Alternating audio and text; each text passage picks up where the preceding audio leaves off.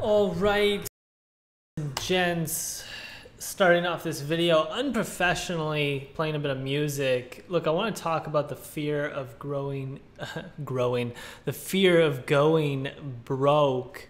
You can see I've sold all my books and I'm selling all my things. Just kidding. I had this idea actually because I saw some post on Facebook talking about the fear of going broke. And look, we're moving houses right now next week on Monday, and the thing that kind of hits me the most is one of the most beautiful things in the world is that when you live like simply, I guess you could say modestly, and you have no crazy materialistic desires, there's pretty much no fear of going broke.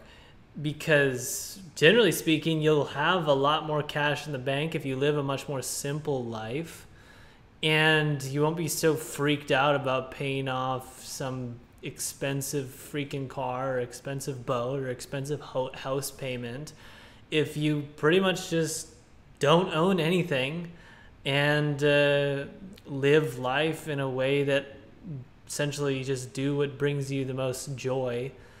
And don't try to like acquire as much as you can possibly acquire, materialistically speaking, because generally I believe that you're going to have a lot more happiness just truly doing something that brings you fulfillment rather than striving to buy a new car.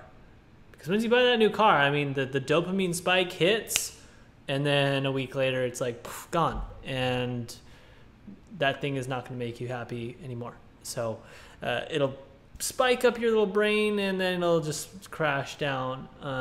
So yeah, the other thing is you're not going to have any fear of going broke if you truly believe that you have learned and understand how you've gotten to where you are.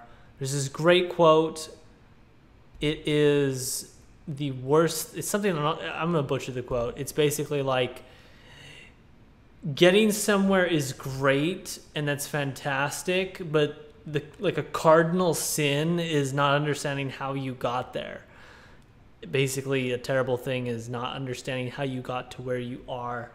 Whether that's a great place that you're at or a bad place that you're at, you always want to have high self-awareness. And if you have the understanding of what got you to where you are, as best as you possibly can imagine it, given the limitations of the brain, I don't think you'll have any worries of going broke. Because, for example, for me, I can't grow the agency to where we are now, personally. There's just no way.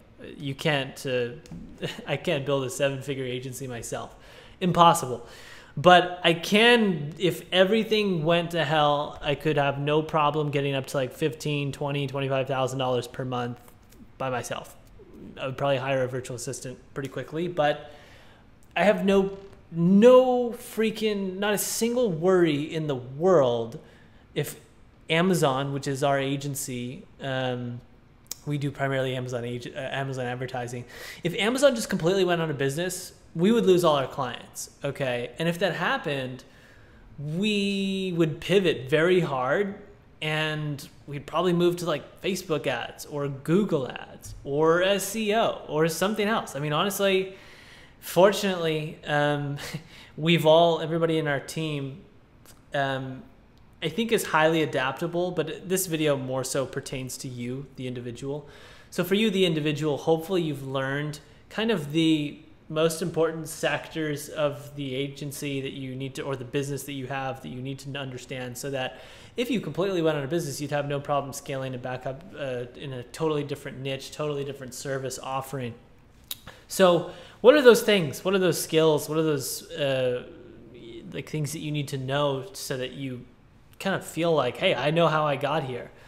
Well, first of all, you just need to do a bit of reflection on the most important inputs that created the outputs that you desired.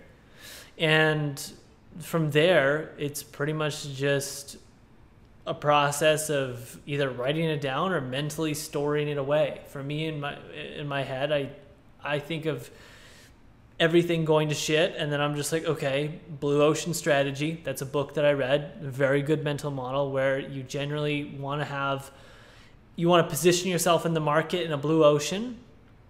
And so I want to be a bigger fish in a small pond, dominate that little small pond, then jump out of it and get into a bigger pond. And so that's my first thought. Okay, where's a blue ocean? Okay, how do I find a blue ocean? Let me do a ton of researching online. Okay, let me just, I don't know, go through Google search trends. Let me look at Facebook groups. Let me Google things and read some forums. There's tons of ways you can do research on the different markets and niches and services that you could offer. I'm also going to look for something I'm somewhat interested in. And from there, if I think I've found a blue ocean, I verify that there is definitely a market for this thing, this potential service offering. Let's just say hypothetically it's helping businesses leverage web scraping, automation to streamline processes and cut down on, let's say, payroll expenses, something like that. That's just, I identify that as a blue ocean within a certain niche. Let's just say it's accounting firms. There's super manual processes they're doing that could be automated. And we're going to create an agency that consults with them or shows them how to automate these things, and they'll pay $5,000, $10,000 for this because it's going to save them tens of thousands of dollars. Great. From there, I kind of want to just define, okay, what is the ideal client avatar within this blue ocean? That's kind of part of the blue ocean is first, what is this? Where's the demand in the market? What's the service offering? And of course, who is demanding this thing? You kind of have to look for all these things when you're looking for a blue ocean.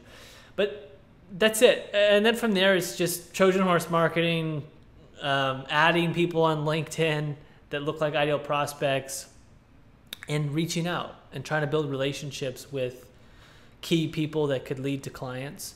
Maybe do some work for free in the beginning. Reach out to some clients, say, hey, I'm starting out, I'm brand new.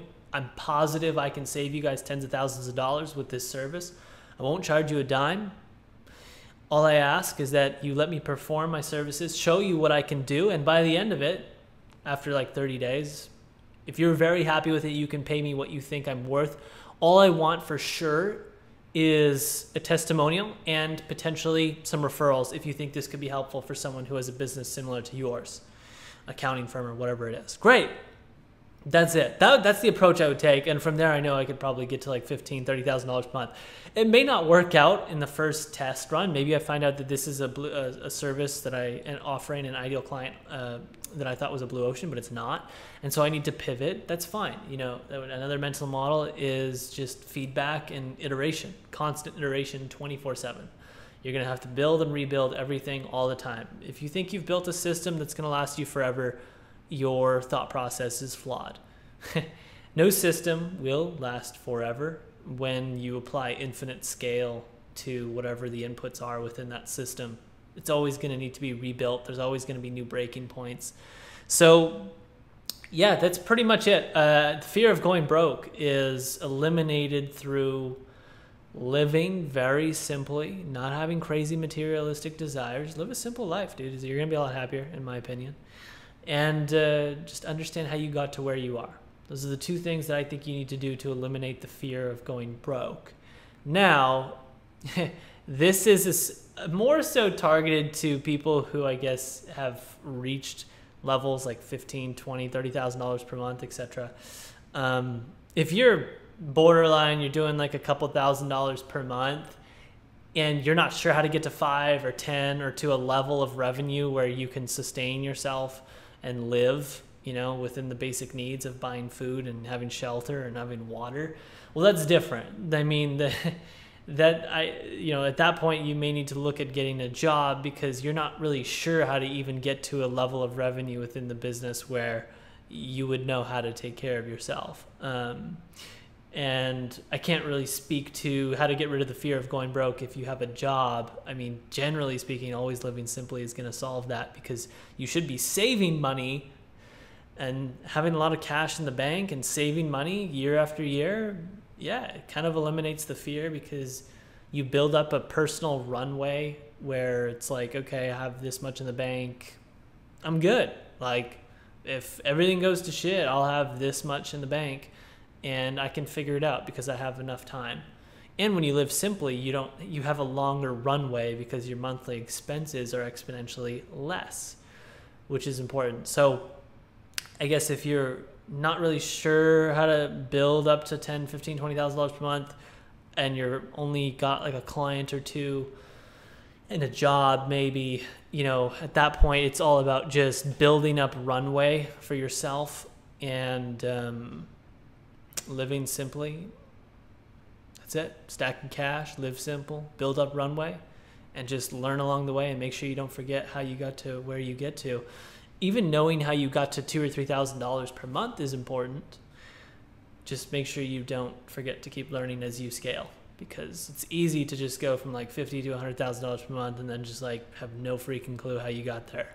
You do need to take some time to reflect. All right. Hey, that's it. Very simple video. Much love. Friday night, 8:51 p.m. I'm going to try to upload this beast before 9 p.m. Got to hang out with the wifey, so I got 9 minutes to upload this. Love you guys. Much love.